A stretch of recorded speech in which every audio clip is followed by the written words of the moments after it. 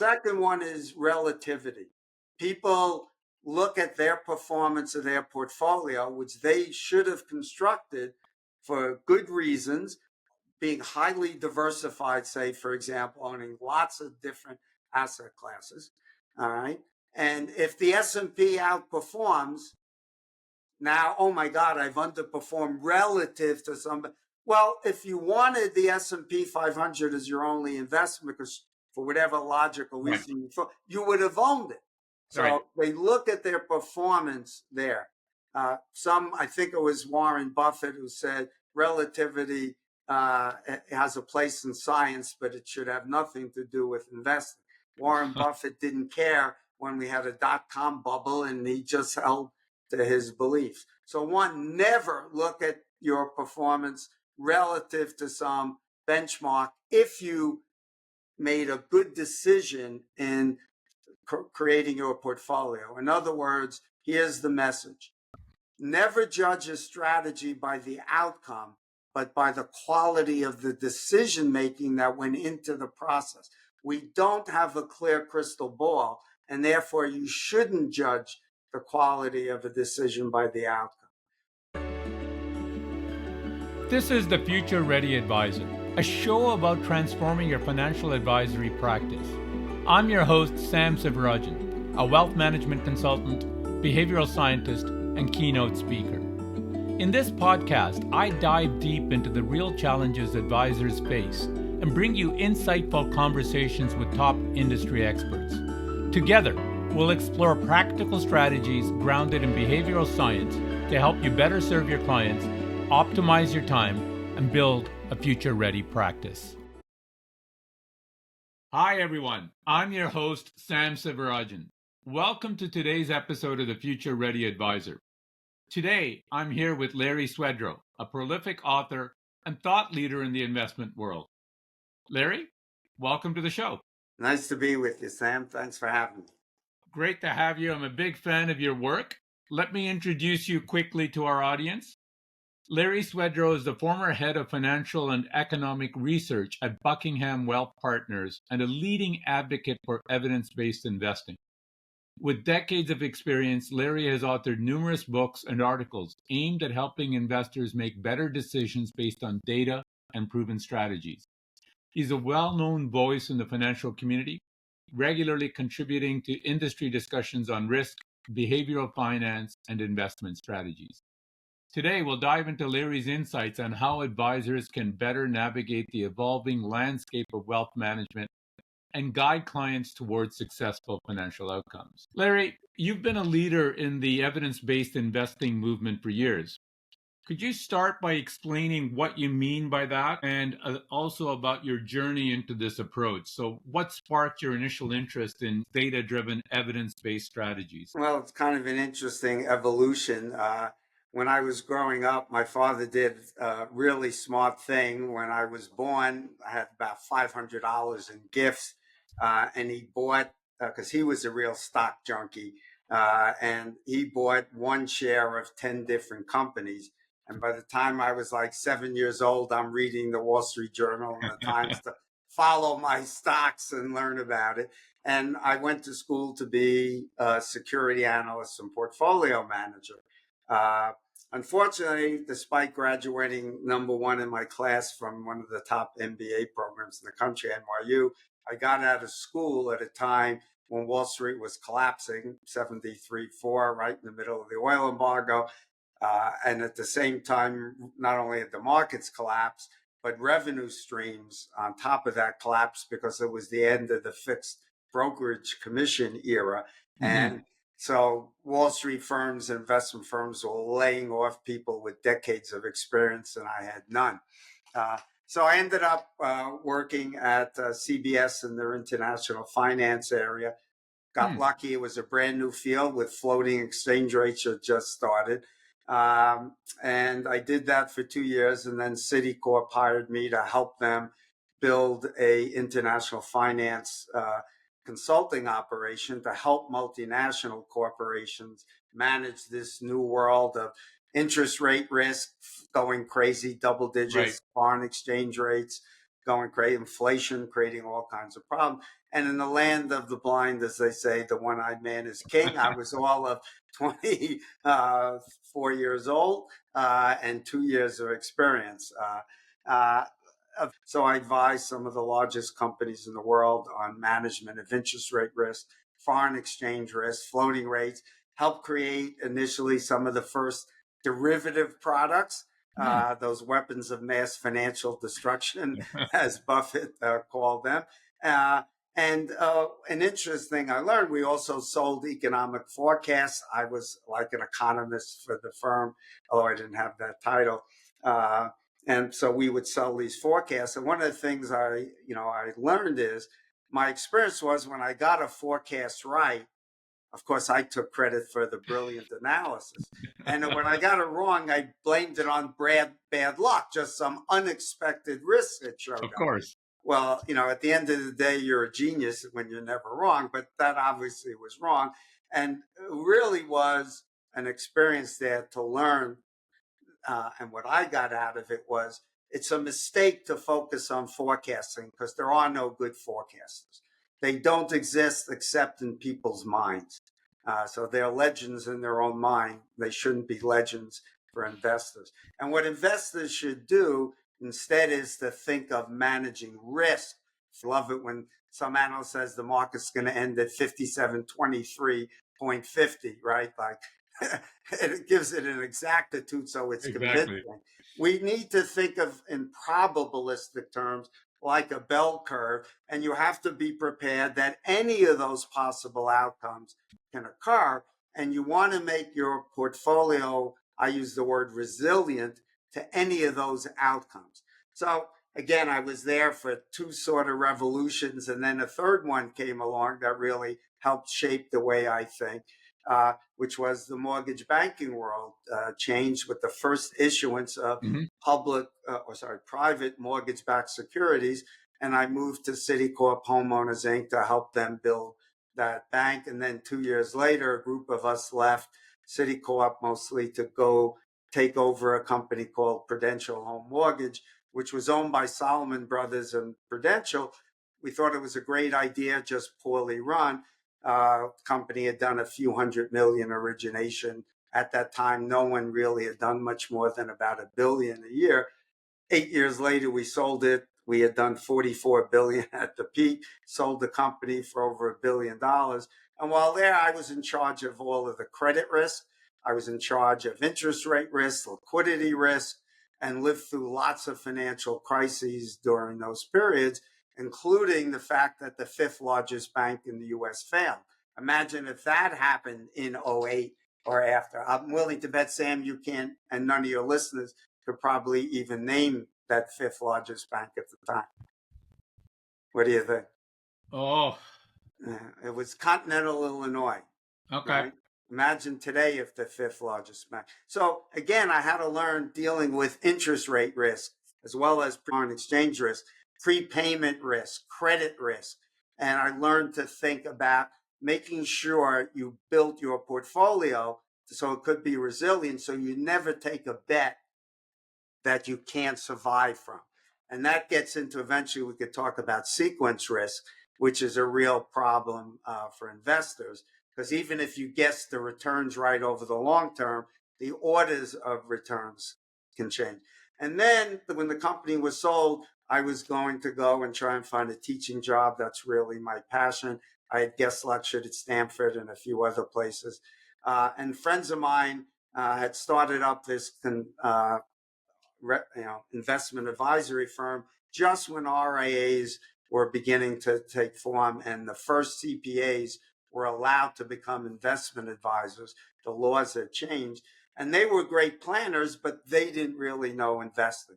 And so I joined them to help them develop an investment strategy and help people manage risk while they did all of the financial planning. It was a great fit.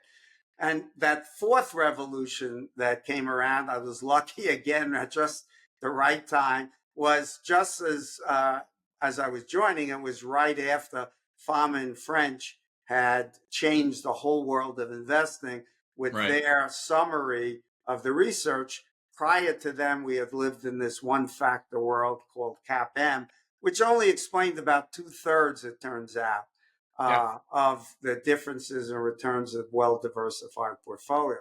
Fama and French shows that there are other traits or characteristics, they call them factors, specifically size and value. And once you did that, and could invest in it systematically, you don't have to pay high active manager fees to do that. You can now explain a bit over 90% of the variation of returns. That creates a big hurdle for active management with the higher expenses and higher internal costs because of trading and taxes. And then shortly after that, Mark Carhart comes along, adds momentum as a factor. And then not long after, Robert Novi Marx adds profitability. Then we get this Q factor adding investment. And now we're like 95% plus able to explain returns. Now, the good news is there can't be too much more to add. And most of the real value added in financial research occurred at least a decade or some cases 3 decades ago. But there's always room for improvement.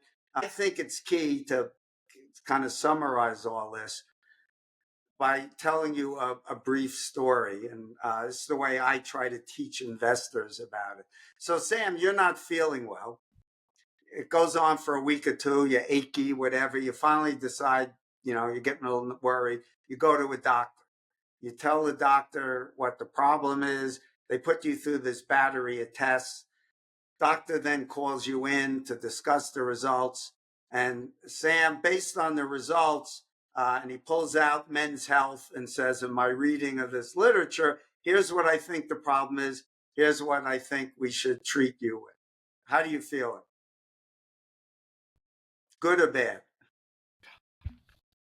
I think it depends on how he is explaining it. I like that the Men's Health kind of analogy and stories to be able to be relatable. I want to know that he's not getting his analysis and his research and his diagnostic skills out of the Men's Health, but that he's getting it from some real academic and medical studies that have been done. That's the point I'm trying to get at. If I were in that situation, I'd feel uncomfortable. So I go to another doctor, and this time when she puts me through all these tests and she sits me down, she would say, Larry, after reviewing the literature, and she pulls out the New England Journal of Medicine, right, and the Harvard Medical Review or whatever, and says, here's what the research says. Given your symptoms, there's probably a 70% chance that this is the cause, and here's how we're going to treat it.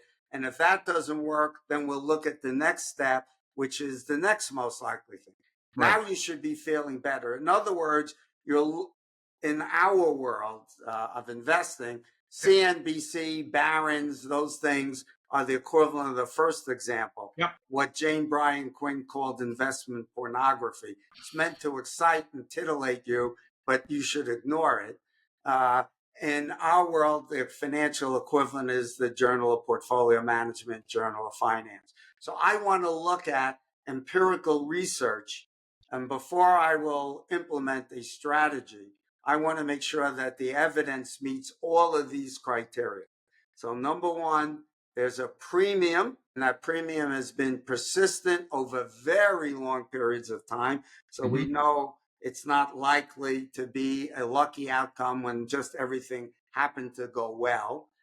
It has to be pervasive across industries, sectors, countries, regions. So again, we feel confident it's not a result of data mining, but it's pervasive all over. Even holds true, say, across factors, right? So value, buying what's cheap, has worked everywhere, whether it's stocks, bonds, commodities, or currencies. Okay, momentum has worked in every asset class. It even works in crypto. I know a fund that is using AI to invest part of the strategy of their momentum strategy there. It has to be robust to various definitions. So it can't be just lucky. So momentum works whether we're looking at 3 months, 6 months, 12 months. doesn't matter. Value works whether you're looking at price to book, price to earnings, cash flow, EBITDA to enterprise value. Uh, all of these things, including it has to survive transactions costs. It doesn't do any good to have a 4% premium micro cap to cost you 5% to trade it. And there has to be a reason logical that you believe that the premium will persist. I prefer a risk-based explanation because risk cannot be arbitraged away, although premiums can shrink, of course, if cash flows follow. But I'll accept behavioral explanations as long as there's good evidence for them and you can identify limits to arbitrage, like the costs and the risks of shorting, that prevent sophisticated arbitrageurs from correcting mispricing. So a good example of a behavioral factor is momentum. There is no good risk-based story. Right. I think profitability is mostly a behavioral one. It's hard to argue that more profitable companies are more risky than less profitable, although you can make that argument because high profitability could attract more competition. So that's what I have learned. That's what we mean by evidence-based investing. It's got all of this data that minimizes the risk of data mining outcomes. And so it's likely to repeat. And all we could do is to put the odds in our favor. That's the most, we don't know the future. We can't make predictions, as I said. And so what we try to do is build portfolios that are resilient and deal with the risks that are unacceptable to us. And I think your point is bang on. I think the data mining is worrisome as a lot of the AI. You can find whatever you're looking for with enough data. You can torture it to that. And the thing that I would say for people that are not familiar with your work, I think you do a great job of reviewing dense academic papers and bringing it to what is the practical realities for a practitioner, right? That it is theoretically based, but it is brought down to the practical. What do you do with this? So I've always found that a particularly valuable and useful viewpoint that you provide. Well, thank you. I try to end all my pieces with it says investor takeaways. Let me add one other point of emphasis to your point, which I think is critical today. I'm going to date myself a little bit here, of course. 50 years ago, when I was in my MBA program, if you had an idea about some correlation that could explain, stock returns, you put it onto punch cards, you sent it in the computer, and 2 days later, if you were lucky, you got it back. Right. So the key was you had to have a hypothesis before the data. It. Now you just tell the computer to say, find something that gives me a premium, and the computer, their speeds are so fast and the databases are so much better, it'll spit something out, but without causation, there's no reliability. So yeah, I think it's absolutely critical that you must include in the analysis a risk or behavioral explanation. And again, I will overweight in my portfolio traits or characteristics or factors that are risk-based. It doesn't mean I exclude those that are behavioral. Right. All of the funds I invest in that are equity, like, for example, include some momentum strategy there, whether it's at least screening out the losing stocks or overemphasizing the winning ones. There's some inclusion because the evidence is so powerful. Yeah, you make a great point. The danger that I worry about all of these powerful tools that you can put on is that people can use it without understanding it, right? So I think to your point about correlation versus causation, I always use this as an example. It's pretty trite, but I use this example that what is it, that ice cream consumption and drowning by swimming is correlated, and it is correlated, but you can look at it and say it must mean that because I ate ice cream I'm going to go drown, and that's not what it means at all. is that if you dig further, you'll notice that there's a third variable, which is that it's summer temperatures, that the warmer that it gets, the temperatures impact both the ice cream consumption and the frequency of swimming, which leads to more drowning deaths. Exactly. But if you're just crunching data without understanding the direction of causation or the factors that are involved, it can be dangerous that you can come to conclusions that are not You see a borne by. lot of financial products put out by investment firms that show these models and back test. But unless you're confident that there's a reason Correct. for that to hold in the future, and Correct. the way to at least minimize the risk, you can't eliminate it, but to minimize the risk of data mining, make sure your criteria, all five of the criteria plus the premium exists, not just the premium, but all five were relevant. For those interested, the book I co-authored with Andrew Birkin, Your Complete Guide to Factor-Based Investing, discusses that as well. I want to switch gears a bit. You touched a little bit on the behavioral side of it, and primarily with the companies. I want to look at the idea that the importance of controlling emotions in investing. You've talked and written about that as well. From the investor perspective, besides the data mining and looking for predictions, etc., what are some of the biggest behavioral pitfalls you've seen investors make? And how do you think that advisors might better coach them to avoid it? Well, it's interesting. It's hard to name just a few. I'll do that for you. But behavioral finance is one of my favorite subjects. I wrote a book called Investment Mistakes Even Smart People Make and How to Avoid Them. And there are 77 mistakes in that book. I wrote that book about, I think, 10 years ago. If I would update it, it would probably have about 90 uh, there, including allowing your political Views, motivations to influence your investing. right? And that there is evidence on that one to show it's bad. And since I mentioned it, I'll cover it. So what tends to happen is when the party you favor is in power, you are more confident when a bad event occurs and stocks go down that the party in power will solve it.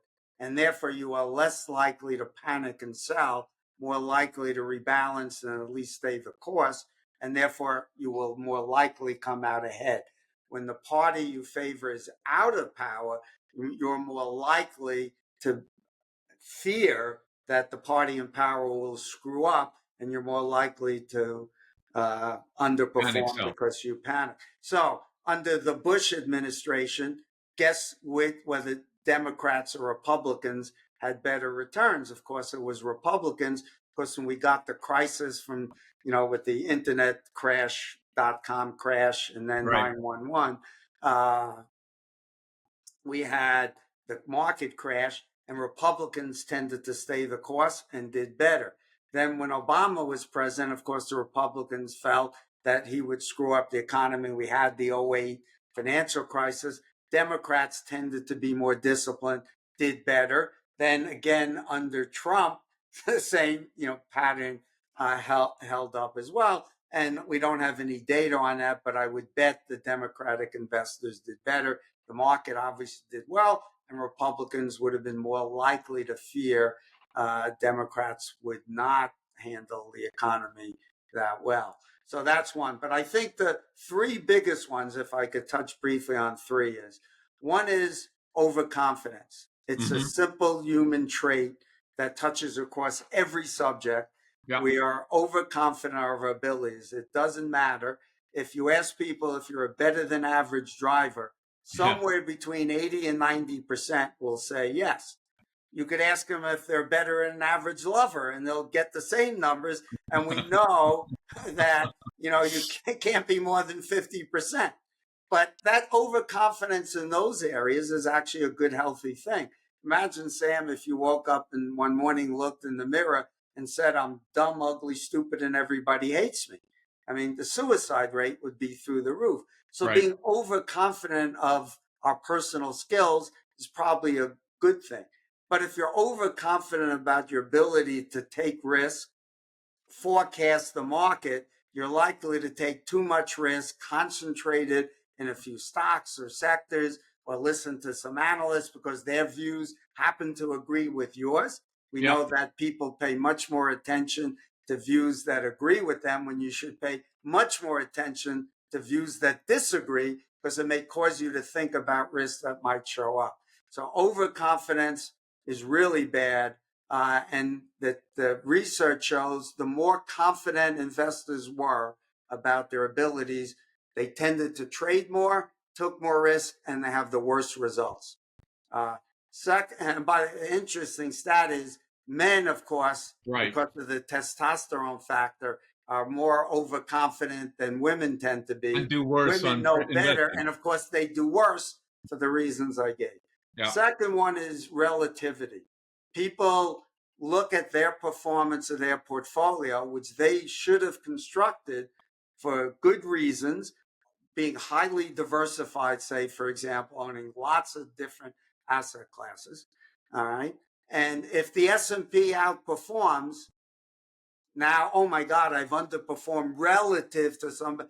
Well, if you wanted the S&P 500 as your only investment, because for whatever logical Right. reason you would have owned it. Right. So they look at their performance there.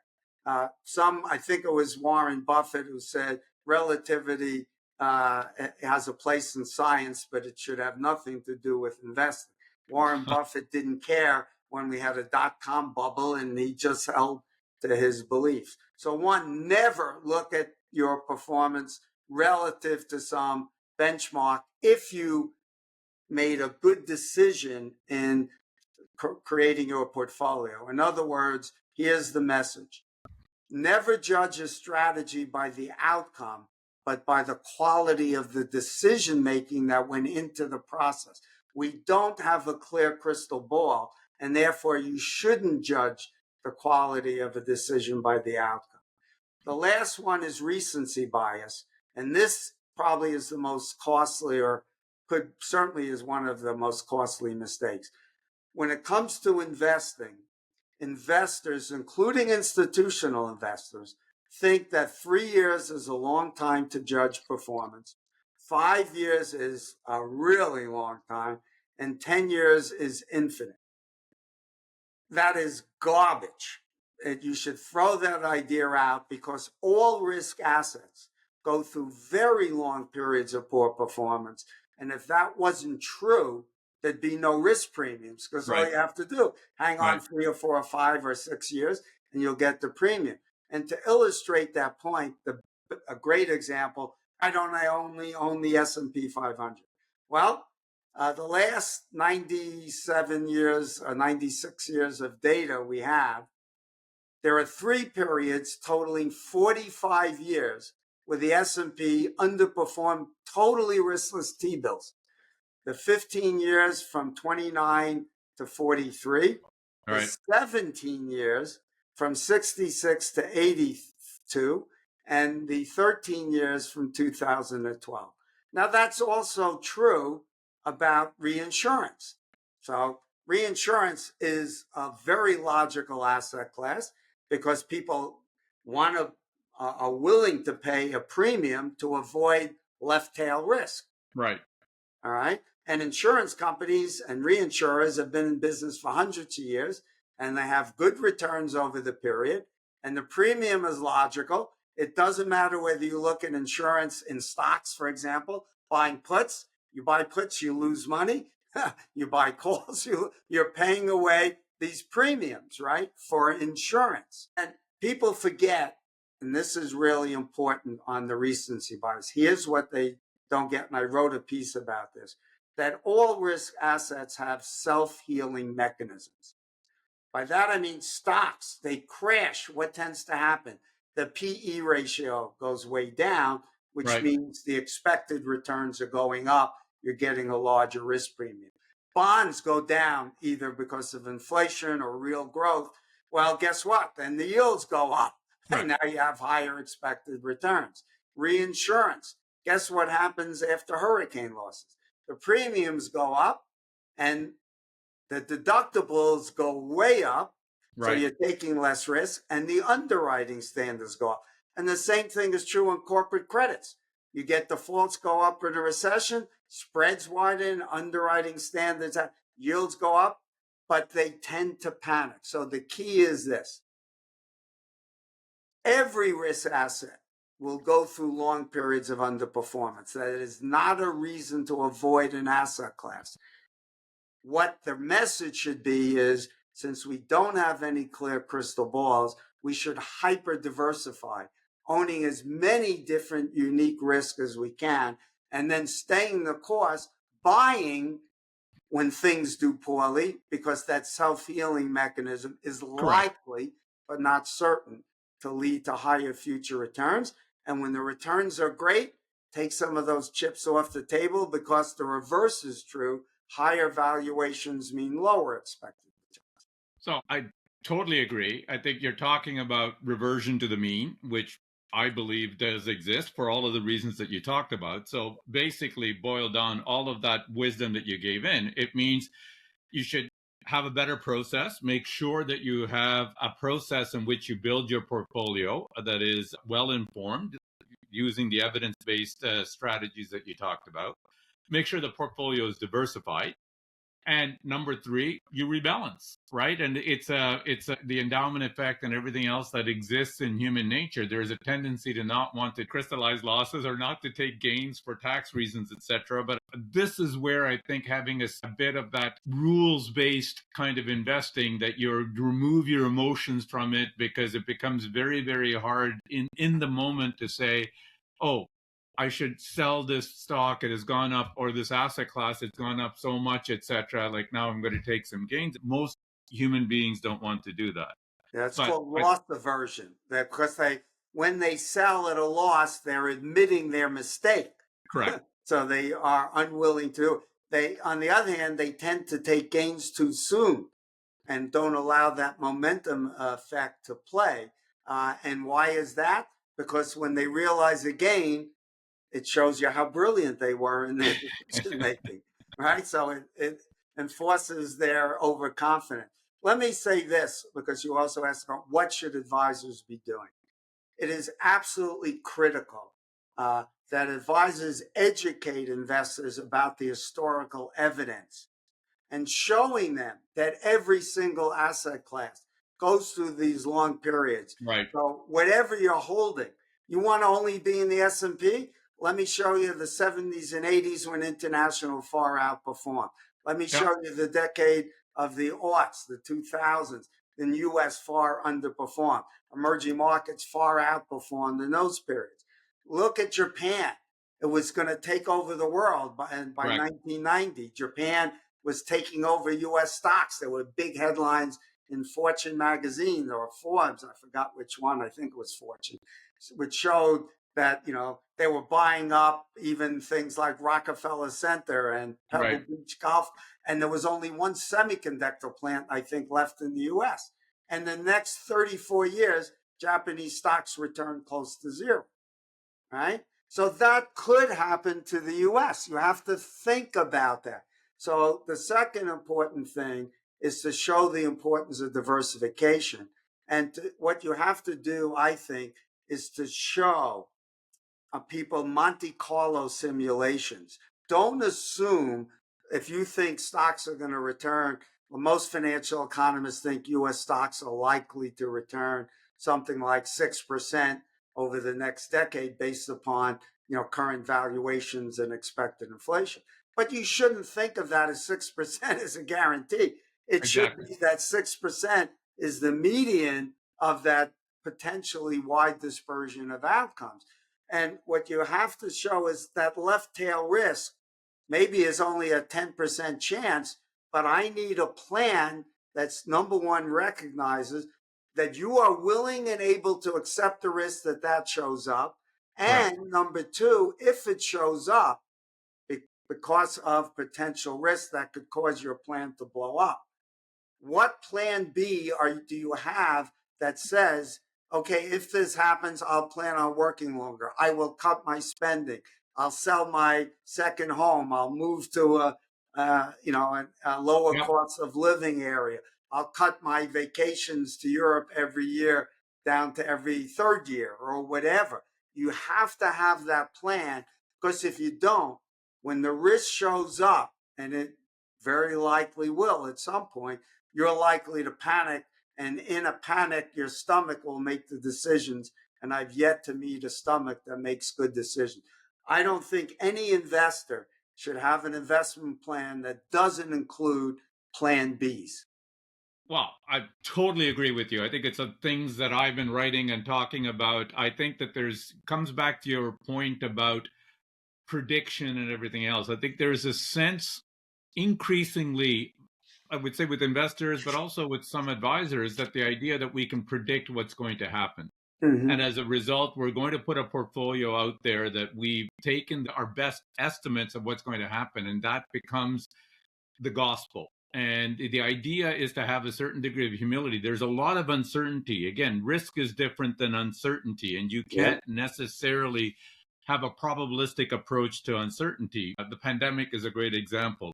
Yes, there was people have talked about it, but nobody's really factored it into their projections or predictions. The only thing that you can do in those kind of circumstances is be ready to adapt and be resilient. And part of what you're talking about, I think it's a great discipline for the advisors to walk through the clients to say, okay, here's a tail risk. What would your plan be? What would your plan C in theory be? And it's not that you're going to have to implement it, but the more likely that you are to kind of think through those things, those scenarios, in some level of detail, the less you're going to react as a knee-jerk reaction to whatever is passing, that you can have a more of a rational response to it. Yeah. So I would add this to the point you raise. I write about fairly frequently about the difference between risk and uncertainty. So let's clarify this for your listeners. Risk is where you can identify either exactly the odds, like with the roll of a dice, Right. or you have a really good estimate, like life insurance companies using big data, and even now artificial intelligence. They can estimate pretty well a cohort of people what their life expectancy is. Not perfectly, but well enough. And then they Correct. build a little bit of extra uncertainty premium in to take account of the fact that they don't know exactly. Correct. Uncertainty, as you point out, there's no way to even estimate the odds. And the market, people don't understand. They tend to think of stocks as closer to risk. Stocks are much closer to uncertainty. Even today, for example, you should be thinking about there is the possibility that Russia decides to launch a nuclear weapon. Right. Possible.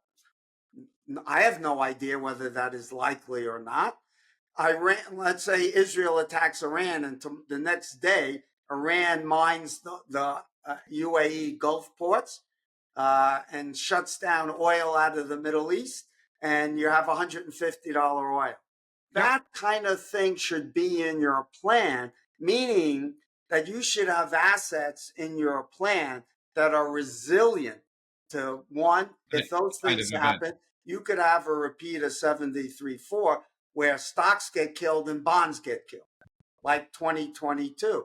My portfolio actually was up in 2022 slightly because I had a bunch of assets. About half of my portfolio is in alternatives that happened to do well, like reinsurance had a good Yep. year in that, and private credit did well, and still up again, floating rate debt, right? Those kinds of things. It's certainly possible, given the U.S. budget deficits, that we could have what people might call a Minsky moment, where the market wakes up and says, we're no longer willing to fund this. Foreigners are saying, hey, we're not going to buy U.S. treasuries. Correct. Russia and China and India have been diversifying their holdings more into gold and other currencies. And one day, all of a sudden, the bond market and the vigilantes say, we're not willing to buy, and bond yields go through the roof. We get high inflation, we get stagflation, bad economy, and stocks and bonds both get killed. So it's important that you have a portfolio that can withstand that, even if you think there's a 2% chance of it happening. Now, you don't want to build a portfolio that assumes the worst and spend so little that you end up dying with a huge pile of money and don't enjoy your life. But you Right. build a portfolio that could withstand those risks, and you have the plan B that says, if it shows up, here's what I'm going to do. Last point I want to make, which touches on this idea of the clear crystal ball. As you heard me say earlier, I believe there are no good forecasters.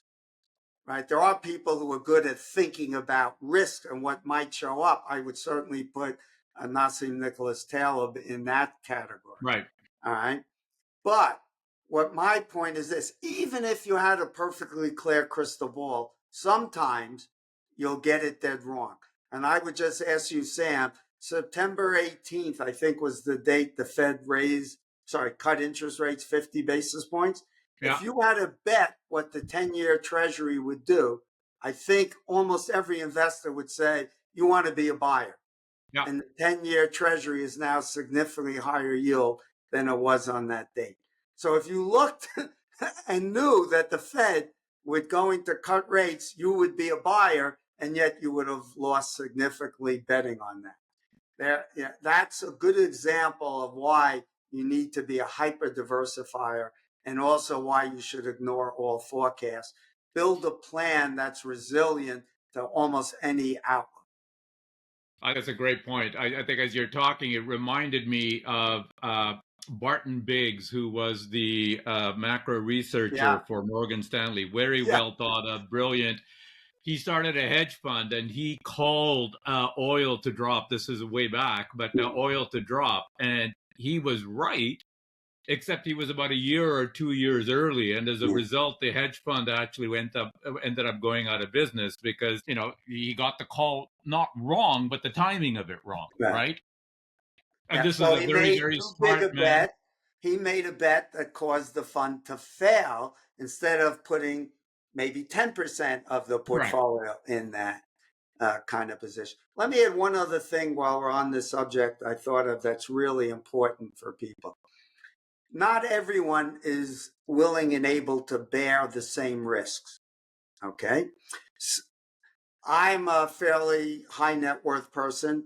I spend less than 3% of my portfolio a year.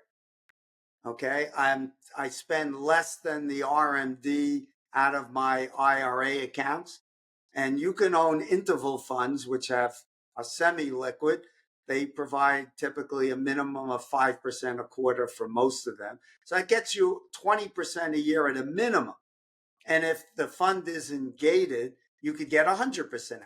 But you have to be aware you could be limited to 20%. Now think about me, and now think about the Harvards and Yales and endowments of the world. They can take illiquidity risk because they know their charter says we're only going to spend, say, 5 or 6% of the portfolio every year because we want it to last in perpetuity. Well, if you're only going to spend 5 or 6%, that allows you to take advantage of very large illiquidity premiums in markets because people hate illiquidity. Right. Now, depend on the degree. A rubber plantation in Indonesia is going to be highly illiquid, so it's going to have a huge illiquidity premium. Okay. Real estate, right? Office buildings are illiquid. High transactions should have an illiquidity premium. Okay. Other assets, private equity, things like that, right? So if you're able to take that risk, you could load up on it because it can't hurt you. Correct. Doesn't mean Or at you least should for have a portion of your 100%. portfolio, right? Yeah, for a port. I started out 10 years ago with about 10% of my portfolio in less liquid assets. Today it's 50% because today the market has been able to, through innovations, come up with these interval fund and structures and not paying 2 and 20 anymore, which took all of the alpha away or all of the risk. So a good example, let's just use this. So private equity, let's say, could return 15%. I'm just making this up as an example. Well, the market earned 10. But if they're charging you 2 and 20, 20% of 15 is 3, and 2% for the fee, that's 5. You're earning 10. Your money's tied up for maybe 10 years or longer. You have no liquidity and you gave away the whole premium. Right. Today, you can invest in that for well under 2%.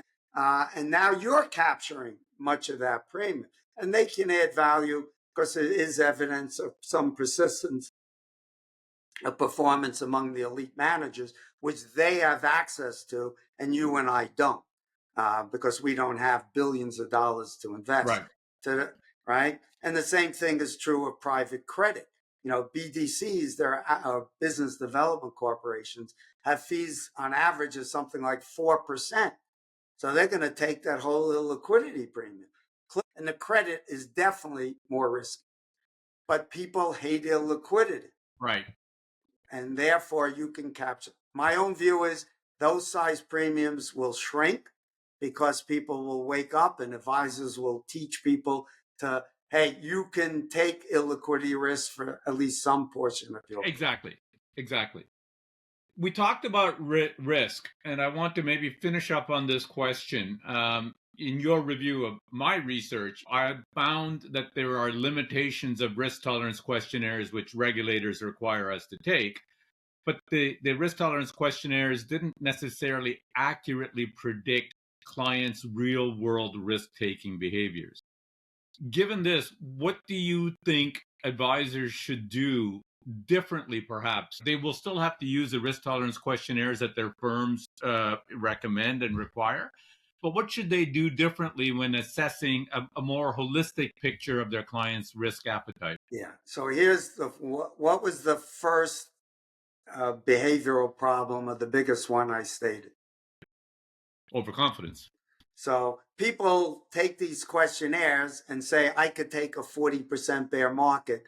Until you live through it, the odds are great you could, or are higher than you think.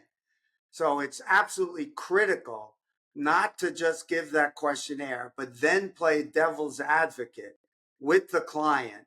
Show them that historically we've had deep bear markets like that about once a decade or so, right? Really bad bear markets. And then ask them this. Okay, your portfolio is $1 million, and you told me you could take 100% equity risk. Just use that. So now your portfolio, well, let's not do that. Let's take a 60-40 portfolio. So 600,000 equity, 40,000 in bonds, and the stock market drops 40%.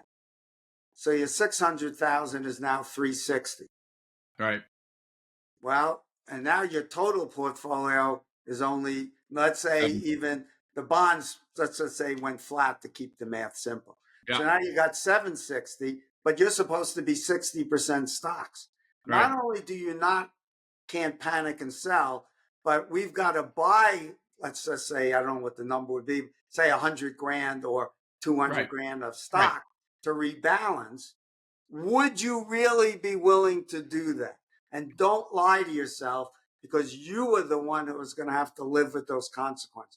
If you're unwilling or unable, then we need to adjust the plan. And that may mean lowest spending, as your withdrawal rate, or it may mean you're going to have to save more now rather than spend less in retirement, and we'll help you make those decisions, right? And then run the Monte Carlo analysis. Now, here's what's key.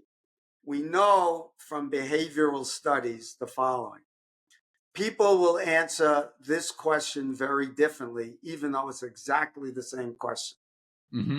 Sam, which would you prefer? To buy a pound of hamburger meat that's 90% fat-free, or one that's 10% fat? Which is healthier? Yeah, it's the same thing, but it's the way you frame the question is going to change the answer, right? So they tend to take it in the favorable way. It's 90% fat-free. What you have to do as the advisor is always frame the question in the negative. So the mistake that advisors make, and I taught hundreds of advisors on how to work with clients. They look at a Monte Carlo and say, 85% success rate. Never, ever do that. What you should do is say there's a 15% chance of failure. That means we're going to have 100 people in the room. 15 of those will be eating cat food. Are you willing to take that risk? Are Be you one of those able to 15. take it? Or if the left tail shows up, you're going to have to move to Hope, Arkansas, or downsize your house because Yep. that's what the plan B. And if you're not, then we need to change the plan. But you must focus on the fact that the tail risks exist. And even if it never happened, you must recognize that things that never have happened before can and will happen.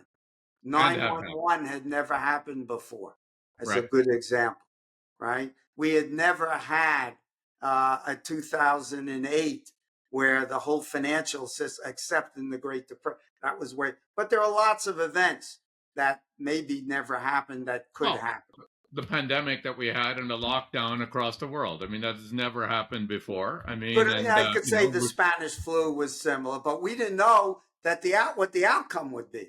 We no, were but we didn't lucky have a we were able to lockdown, right? solve it. Like economies weren't locked down and That's travel true. wasn't shut down and people weren't working from home and all of That's those right. kind of things that Exactly. we had to deal with, right? It Yeah, was new. exactly.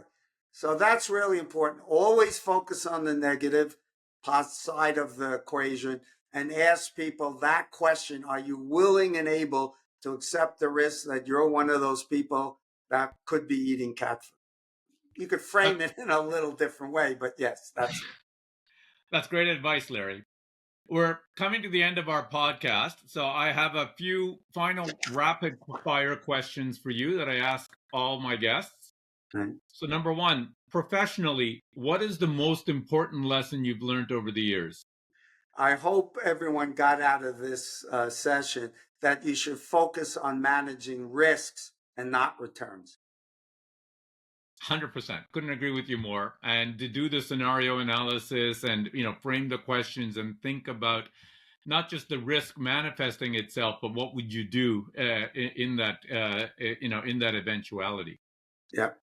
What is one practical tip you would offer listeners keen on applying your insights? Never tell a client what to do, even if they ask you. Your job should be to tell the client, if they ask you, well, what's the equity allocation or what's the withdrawal rate you would choose, or should I allocate to reinsurance or whatever, right? The Mm-hmm. answer should be knowing what I know about you, having done this deep discovery over 2 days and 4 hours, here's what I would do. But I'm not you. And you are the one who are going to have to live with the Live. consequences of the decision. And therefore, my job is to give you the information so you could make the most informed decision. And the reason you should never give the client the answer and telling them what to do is if your advice turns out after the fact to be correct, guess who's going to take the credit for listening to that brilliant advice? The client. And if it turns out to be wrong after the fact, you'll Right. get blamed and there's a good chance you get fired. And as we said earlier, a strategy should never be judged on the outcome, but on the quality of the decision making. And that gets back to the first advice: manage risks and then don't engage in second guessing unless you can second guess, hey, were my underlying assumptions good, or did Right. I screw up and I missed something I should have thought of? That's different. Larry, this has been very enjoyable and lots of really, really great advice and insight. If listeners want to learn more about you or find out your work, where do they go? Well, I post regularly on both X and Twitter. So every time I write an article that's published somewhere, it appears there. You can also go to Amazon and find the 18 books I've written, including my personal favorite is my newest one called Enrich Your Future, which is a collection of short stories that helps investors understand these difficult concepts by using analogies to cooking and gardening and sports and movies and history, so that if you understand it, in terms of Greek mythology, you'll understand it in investing. And then I wrote a book, Your Complete Guide to a Successful and Secure Retirement, which goes into almost every aspect of retirement you could think of, including planning a life in retirement, including estate planning, elder care risk, elder abuse risk, as well as all the investment side of things. Awesome. Larry, thank you for joining us today on the Future Ready Advisor. My pleasure, Sam. Happy to come back anytime.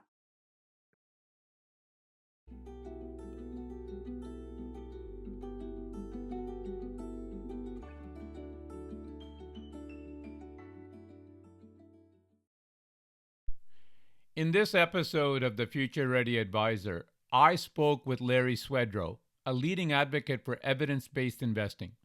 Here are my 3 key takeaways. Number 1, embrace evidence-based investing. Larry emphasizes the importance of relying on rigorous, data-backed strategies over forecasts or trends. Building resilient portfolios that consider multiple risk factors is essential for long-term success. Number 2, behavioral pitfalls in investing. Overconfidence, recency bias, and relativity are common traps.